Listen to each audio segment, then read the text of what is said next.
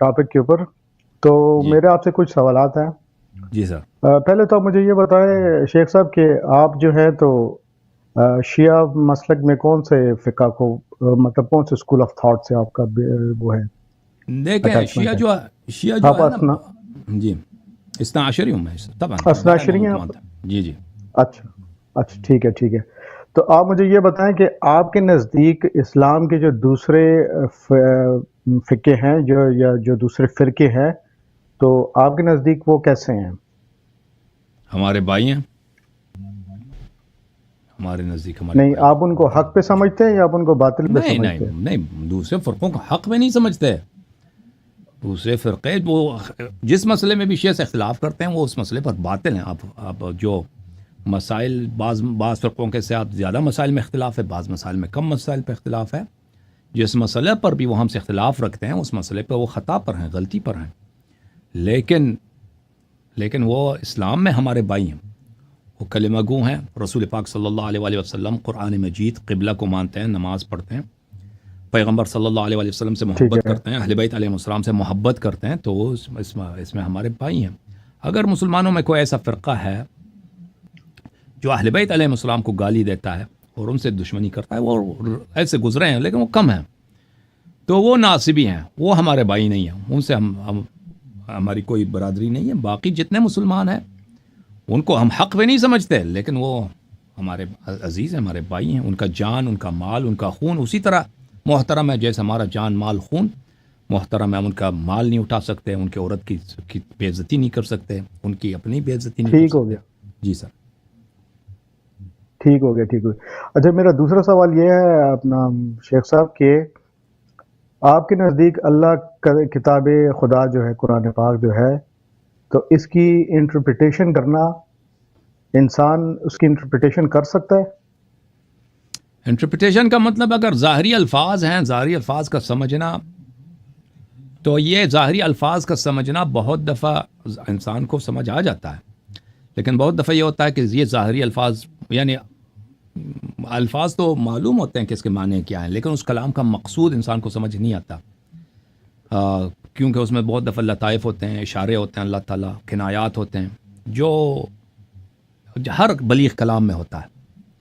ہر بلیغ کلام میں ہوتا ہے. اس طرح حدیث شریف میں ہے، اشعار میں ہے کہ شاعر کا اصل مقصد کیا ہے. اس طرح نہیں ہے کہ جو اردو زبان سمجھتا ہے وہ ہر غالب کا شعر بھی سمجھ لیتا ہے. ٹھیک ہے نا. تو یہ تو ایک میں نے ادنا سے مثال دے دیا. وہ اللہ تعالیٰ کا کلام جو ہے وہ غالب کی شاعری سے، وہ یا کسی بھی شاعر کی شاعری سے اس کا قیاس نہیں کر سکتے. تو کلام اللہ جو ہے اس کے ظاہری الفاظ جو شخص عربی زبان جانتا ہے یا وہ ڈکشنری بکس ہے، لغت کے کتابوں سے مراجعہ کرتا ہے، اس کو ظاہری الفاظ کچھ سمجھ آ جاتے ہیں، لیکن اللہ تعالیٰ کے مقصود ہر مقام پر سمجھ نہیں آئے گا. تو اس میں بہت سارے ایسے مقامات ہیں کہ قرآن مجید کو اس کو حدیث کی ضرورت ہوتی ہے کہ اللہ تعالیٰ نے قرآن بھیجنے سے پہلے قرآن کا معلم رسول پاک صلی اللہ علیہ وسلم کو بھیجا، اور رسول پاک صلی اللہ علیہ وسلم ایک دفعہ قرآن آ کے نہیں دے گئے کہ یہ قرآن اس کو پڑھ لو. رسول پاک صلی اللہ علیہ وسلم قرآن کی تعلیم دیتے تھے، اور ان کے بعد اہل بیت طاہرین علیہ السلام قرآن پاک کے مفسر ہیں. تو یہ ہے ہمارا موقف قرآن مجید کے متعلق. نہیں، جی. میرا سر سوال یہ ہے کہ انٹرپریٹیشن جیسے کہ لوگ تفاسیر لکھتے ہیں قرآن کی، تو وہ تو اللہ کے کلام کے اوپر اپنا کومنٹ کرنا ہوا کہ جیسے اللہ نے ایک آیت نازل کی ہے تو آپ اس کی تفسیر بیان کر رہے ہو، اپنی سوچ سے اپنی اوپینین آپ اس پہ دے رہے ہو، تو جو کہ یہ بھی 100% ہو سکتا ہے کہ وہ غلط ہو. انسان کو اوپینین تو غلط ہے، ٹھیک ہے، کیونکہ انسان سے تو خطا ہو سکتی ہے. تو کیونکہ انسان معصوم نہیں ہے، انسان خطا سے پر ہے، تو اس لیے میں کہہ رہا ہوں کہ آپ جو اگر تفسیر کرتے ہو تو کیا یہ واقعی تفسیر کرنا صحیح ہے یا نہیں؟ مجھے اس کا جواب آپ دیں. تو تفسیر کا مطلب ہے کہ کسی چیز کے سے پردہ اٹھانا. آپ قرآن کے ظاہر سے اس کا پردہ اٹھائیں کہ اس کے پیچھے کیا معانی ہے. قرآن کے ظاہر کو تو ہم سمجھ سکتے ہیں، قرآن کے ظاہر، لیکن اس کے مقاصد، اس کے پیچھے کیا ارادے ہیں وہ ہم نہیں سمجھ سکتے. لہذا جو وہ تفاسیر ڈیپینڈ کرتا ہے نا، جو لوگ تفسیر لکھتے ہیں وہ ہر تفسیر ایک طرح نہیں ہوتی. بعض تفاسیر یہ ہے کہ وہ بالکل سراسر یہ ہوتا ہے کہ وہ اجتہاد ہوتا ہے، یعنی وہ ان کی اوپینین ہوتی ہے. تو یہ تفاسیر کے قرآن مجید ایک جملے ہیں اگر وہ کسی معنی میں محکم ہے، یعنی وہ بالکل قرآن مجید کی آیت ایک بات کو واضح طور پر کہہ رہا ہے کہ یہ مسئلہ ایسا ہے، تو اس میں بلا شک بلا ریب کہہ رہا ہے تو وہ صحیح ہے. قرآن مجید حجت ہے، اللہ کا کلام ہے. اگر ایک واضح طور پر اس کی کوئی اور ڈیفینیشن نہیں ہے، وہ کہہ رہا ہم اس کو مانتے ہیں. لیکن اگر ایسا نہیں ہے تو پھر اس کے مختلف معنی ہو سکتے ہیں. تو انسان اس کو مفسر کو یہ چاہیے کہ وہ بتا دیں کہ بھئی اس کے 3-4 مختلف معنی ہو سکتے ہیں، یہ سب ہو سکتے ہیں، مجھے نہیں معلوم کہ اس میں سے اللہ جانتا ہے اس میں سے کون صحیح ہے.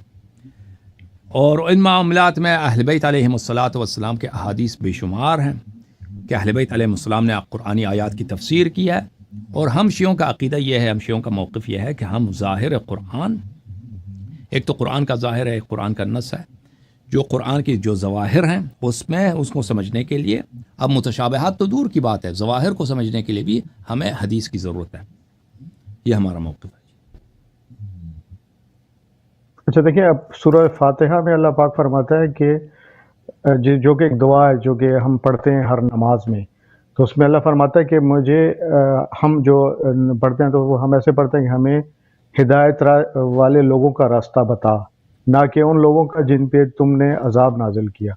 تو اب ہم اس کو کیسے ڈیفائن کریں گے کہ ہدایت یافتہ لوگ کون ہیں؟ اس کو تو ہر بندہ اپنی میننگ میں لے گا کہ یعنی ہمارے ماننے والے جو ہیں اپنے اماموں کو کہے گا کہ یار یہ ہدایت یافتہ ہیں، آپ ان کو فالو کرو. یا ولضالین جو ہے تو وہ دوسروں کے اگینسٹ اس کو یوز کرے گا. تو اس کی ہمیں مطلب کلیئر ڈیفینیشن کیسے ملے گی کہ ہدایت یافتہ لوگ کون ہیں اور ولضالین کون ہیں؟ بالکل، آپ نے بہت اچھا زبردست مثال دیا ہے. اهدنا الصراط المستقیم صراط الذین انعمت علیہم غیر المغضوب علیہم ولا الضالین. اس کے ظاہری الفاظ تو ہمیں سمجھ آ جاتے ہیں، بھائی ترجمہ کر، تراجم سب ایک ہی ہیں، انگلش، اردو، پنجابی میں. کیا ہمیں سیدھا راستہ دکھا، سیدھا راستہ کون سا ہے؟ ٹھیک ہے نا، الفاظ سمجھ آتے ہیں لیکن مقصود کیا ہے اس سے؟ سیدھا راستہ کون سا ہے؟ مقصود صراط الذین انعمت علیہم، ان لوگوں کا راستہ جن پہ تو نے نعمتیں نازل کی ہیں. غیر المغضوب علیہم، جن پہ غضب کیا ان کا راستہ نہیں. ولا الضالین، اور گمراہوں کا راستہ نہیں. تو اس الفاظ تو ہمیں سمجھ آ جاتے ہیں، مثال آپ نے بہت زبردست دیا، لیکن اس سے مقصود کیا ہے؟ کون ہے؟ صراط مستقیم سے کیا مراد ہے؟ انعمت علیہم کون ہے؟ غیر المغضوب علیہم کون ہے؟ ضالین کون ہے؟ تو یہ اس کے لیے ہمیں حدیث کی ضرورت ہے. پھر اہل بیت علیہ السلام کی احادیث اس مسئلے میں بہت زیادہ ہیں کہ صراط مستقیم جو ہے علی بن ابی طالب علیہ السلام. جی اچھا دیکھیں، اچھا ایک سیکنڈ میں یہاں پہ آپ کو روکوں گا.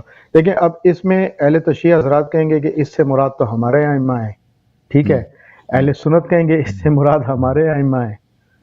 تو مسئلہ پھر یہیں پہ آ جاتا ہے نا کہ اب انسان جب اپنی انٹرپریٹیشن کہتے کہ ہمارے ائمہ ہیں، ہمارے ائمہ یہ نہیں کہتے، ان کے پاس کوئی حدیث نہیں ہے کہ ان کے امام ہیں یہ مراد. انعمت صراط المستقیم، میں ایک منٹ میں کتاب لے کے آتا ہوں، ایک منٹ آپ کی خدمت میں. جی جی پلیز.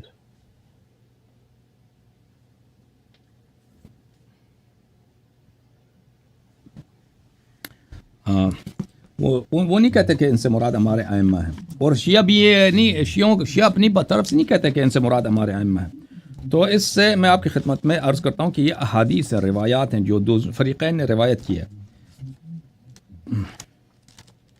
G G please. فریقین نے روایت کی ہے، ایک منٹ میں آپ کو دکھا دوں. یہ کتاب ہے شواہد التنزیل، حاکم حسکانی جو ہے ایک حنفی محدث ہیں، اور یہ 400s میں ان کی وفات ہے، 400s میں، یعنی بہت پرانے ہیں. تو ان کی تالیف ہے. فرمائیے 5ویں، وہ 400s بنتی ہے 5ویں صدی، تو 5th سینچری ہجری میں ان کی وفات ہے. شواہد التنزیل لقواعد التفضیل، حاکم حسکانی صاحب کی کتاب ہے. ان کا نام ہے، ملاحظہ فرمائیے، الحافظ الکبیر. الحافظ الکبیر، میں اس کو زوم ان کر دوں، عبید اللہ ابن عبداللہ المعروف بالحاکم الحسکانی الحنفی النیسابوری. اچھا، یہ کتاب چھپی ہے بیروت میں سنہ 1974 میں. یہاں پہ ملاحظہ فرمائیے، اہدنا الصراط المستقیم، یہ شیعہ نہیں، یہ مخالفین کے ہیں. یہاں پہ کئی نقل کرتے ہیں. عن ابی بریدہ فی قول اللہ اہدنا الصراط المستقیم قال صراط محمد و آلہ. صراط مستقیم سے کیا مراد ہے؟ محمد و آل محمد علیہ السلام کے صراط. اور پھر اگلی حدیث وہ روایت کرتے ہیں، یہ ابو بریدہ صحابہ میں سے ہیں.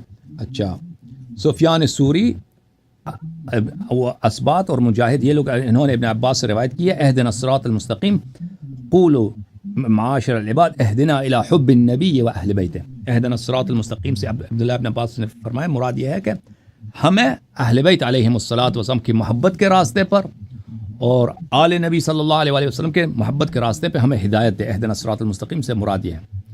اچھا سعید ابن جبیر پر روایت کرتے ہیں عبداللہ ابن عباس سے قال رسول اللہ صلی اللہ علیہ وآلہ علی ابن ابی طالب کہ رسول اللہ صلی اللہ علیہ وآلہ وسلم نے امیر المؤمنین علیہ السلام سے فرمایا انت الطریق الواضح، آپ طریق واضح آپ ہیں، وانت الصراط المستقیم، صراط مستقیم آپ ہیں، وانت یعصوب المؤمنین، آپ مسلمان. یعصوب بولتے ہیں جو مکئی ہوتی ہے نا، جو بی انگلش میں بی بولتے ہیں، اردو میں مکئی بولتے ہیں نا بی، وہ اس کا جو کوین ہوتا ہے اس کو یعصوب بولتے ہیں عرب. اور یہ بادشاہ کے معنوں میں آتا ہے یعصوب. انت یعصوب المؤمنین، آپ مسلمانوں کے بادشاہ، مومنین کے بادشاہ. اگلا روایت جابر بن عبداللہ رسول اللہ صلی اللہ علیہ وسلم سے نقل کرتے ہیں ان اللہ جعل علیا وزوجته وابناه حجج اللہ علی خلقہ. اللہ تعالیٰ نے علی علیہ السلام کو اور ان کی بیوی کو فاطمہ زہرا سلام اللہ علیہا کو اور ان کے دونوں بیٹوں کو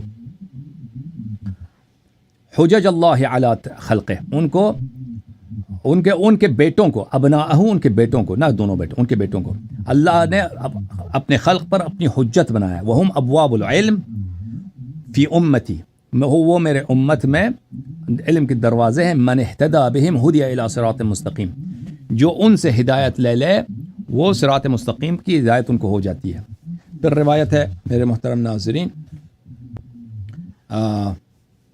روایت کرتے ہیں رسول پاک صلی اللہ علیہ وآلہ وسلم سے من سرہ ان یجوز علی الصراط کالریح العاصف ویلج الجنہ بغیر حساب فلیتول ولی ووصی وخلیفتی علی اہلی علی ابن ابی طالب علیہ السلام.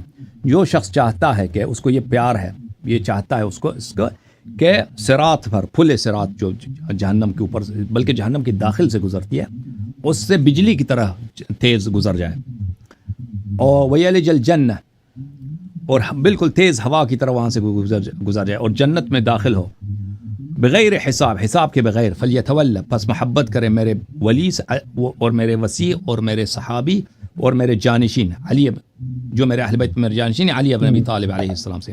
ومن سرہ ان یلج النار فلیترک ولایتہ، اور جو چاہتا ہے کہ جہنم جائے امیر المؤمنین علیہ السلام کی ولایت اور امامت کو ترک کرے. فإن ربی جل جلالہ فوعزت ربی جل جلالہ، میرے رب کی عزت کی قسم، انہ لباب اللہ الذی لا یعطی منہ، امیر المؤمنین علیہ السلام اللہ کا وہ طریق ہے، اللہ تعالیٰ کا وہ دروازہ ہے کہ اللہ کی رضا صرف اسی دروازے سے، اسی راستے سے حاصل ہوتی ہے. وَإِنَّهُ الصِّرَاطُ الْمُسْتَقِيمُ، اور وہ صراط مستقیم ہے. وَأَنَّهُ الَّذِي يَسْأَلُ اللَّهُ عَنْ وِلَایَتِهِ يَوْمَ الْقِيَامَةِ، اور علی علیہ السلام وہی ذات ہیں جن کی امامت و ولایت سے روز قیامت اللہ تعالیٰ سوال کرے گا. تو اس کے مزید بھی اس کے بعد بھی روایات ہیں. تو یہ رسول پاک صلی اللہ علیہ وسلم نے اس کی تفسیر کی ہے، اس کی شرح کی ہے. صراط مستقیم کون ہے، صراط الذین انعمت علیہم کون ہے، غیر المغضوب علیہم ولا الضالین کون ہے. یہ سب یہ میں نے شیعہ کتاب نہیں دکھائی، مخالفین کی کتاب دکھائی ہے، شواہد التنزیل. اس کے علاوہ اللہ آپ کا بھلا کرے دوسری کتب میں شیعوں کے پاس تو احادیث بہت زیادہ یہ تو، لیکن اگر آپ کہتے ہیں کہ مخالفین کہتے ہیں سے مراد ابو بکر عمر ہے، ان کے پاس کوئی ایسی حدیث نہیں ہے. جی مزید بولیں. اچھا سر ٹھیک، میرا ایک سوال اور ہے آپ سے، وہ یہ کہ اسلام جو ہے تو یہ تو 1400 سال پہلے کمپلیٹ ہو چکا جب آخری وحی آئی اور اللہ پاک نے فرمایا کہ الیوم اکملت لکم دینکم، نا وہ جو وحی نازل ہوئی تھی. تو جب اسلام کمپلیٹ ہو گیا، اس میں آپ کوئی چیز اضافہ نہیں کر سکتے ہو، کوئی چیز آپ اس میں سے خارج نہیں کر سکتے ہو.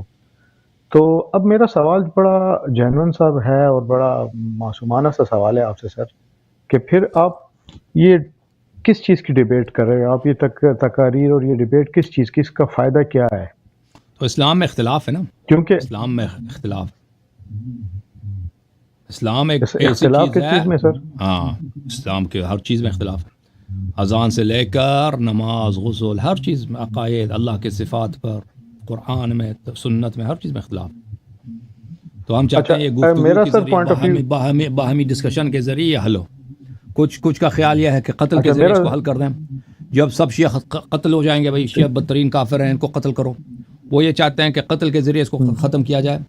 تو ہم کہتے ہیں کہ بھائی ہم کافر نہیں ہیں، ہم مشرک نہیں ہیں، ہم اسلام کو جانتے ہیں، ہم اسلام کے اصلی پیروکار ہم ہیں، اور ہمارے پاس دلائل ہیں، اور اسلام کے مختلف اجزاء پر مسلمانوں میں اختلاف ہے، اس میں حق ہر مسئلے پر، جس مسئلے پر بھی اختلاف ہے اس میں حق آپ کو صرف شیعہ کے پاس ملے گا. ہمارا یہ موقف ہے، اور اسی لیے اسی دلائل کو دکھانے کے لیے ہم گفتگو کرتے ہیں. جی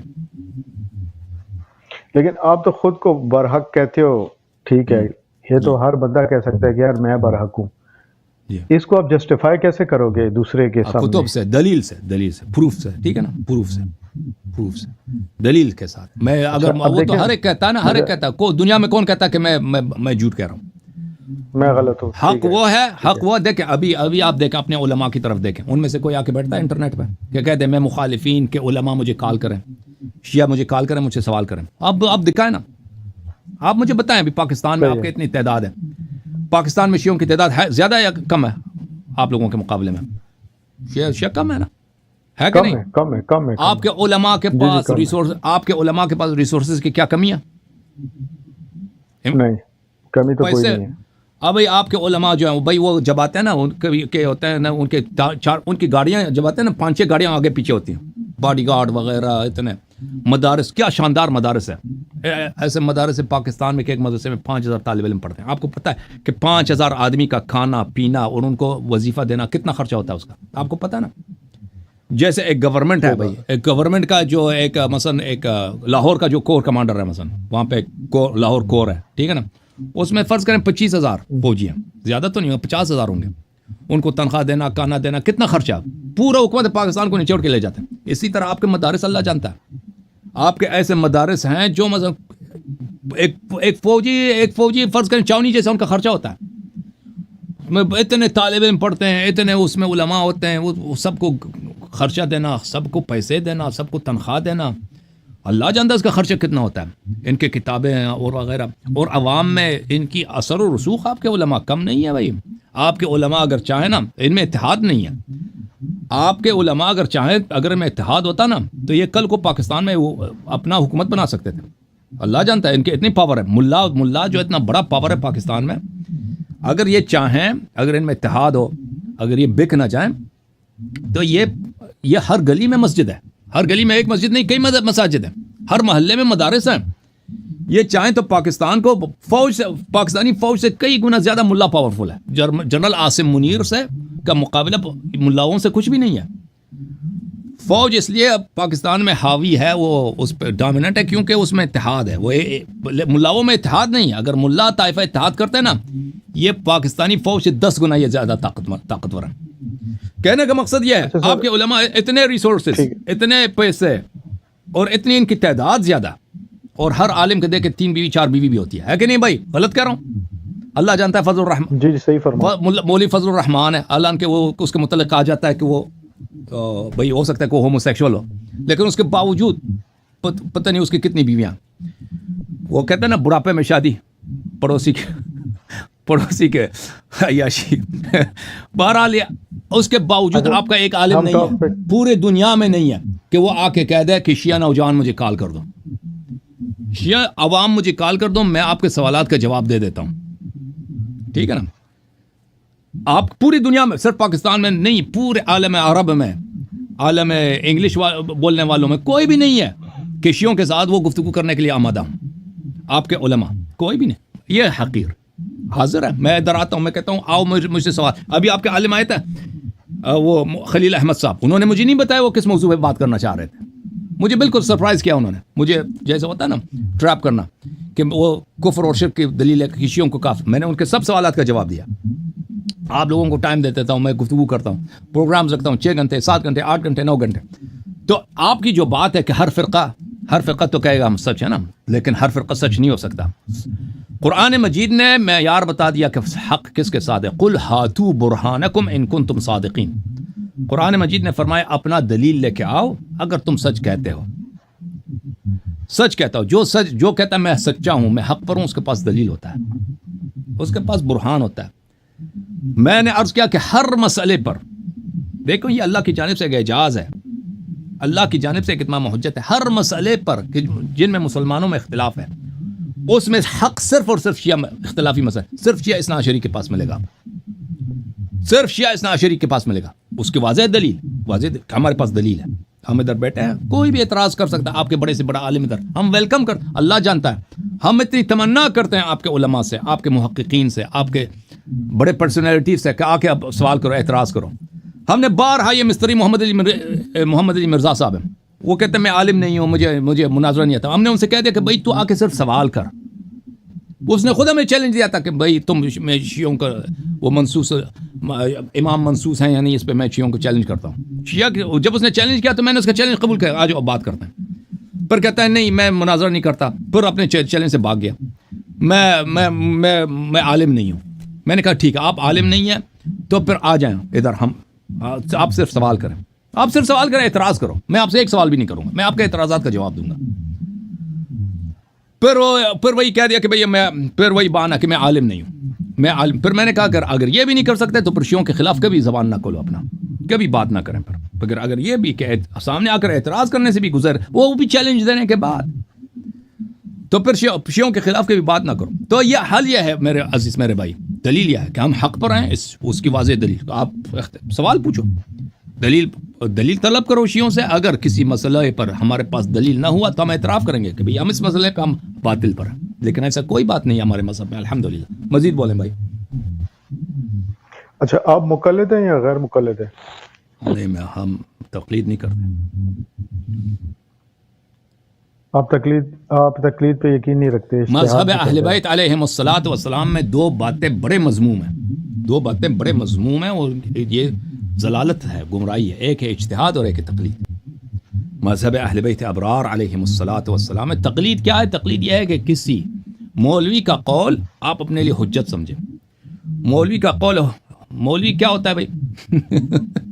مولوی ہے کیا چیز کا اس کا قول حجت ہو بھائی. مجھے سمجھ آ گیا. مولوی کا فتویٰ آپ کے لیے حجت ہو نہیں. ہمارے نزدیک صرف قرآن مجید حجت ہے, حدیث شریف حجت ہے. علماء کا کام ہے کہ قرآن مجید اور حدیث شریف لوگوں کو سمجھائیں, لوگوں کو بیان کریں. ان کے اپنے نظریات کسی کے لیے حجت نہیں ہوتے. تو اس لیے یہ تقلید جو ہے اس کا بطلان بدیہی ہے. علماء سے سیکھنا, علماء سے رجوع کرنا حق سمجھنے کے لیے, یہ حق ہے, یہ بدیہی ہے. لیکن ان کی نظریات کو بغیر کسی دلیل کے قبول کرنا, اس کو تقلید کہتے ہیں. یہ باطل ہے. یہ عقل کے نزدیک, فطرت کے نزدیک اور اہل بیت ابرار علیہم السلام کے مذہب میں یہ باطل ہے. اوکے میرے عزیز میرے بھائی, آپ کا بڑا شکریہ, بڑے لوگ منتظر ہیں. تھینک یو سر, اللہ آپ کو. Thank you sir, thank you. Thank you. السلام علیکم. علیکم السلام.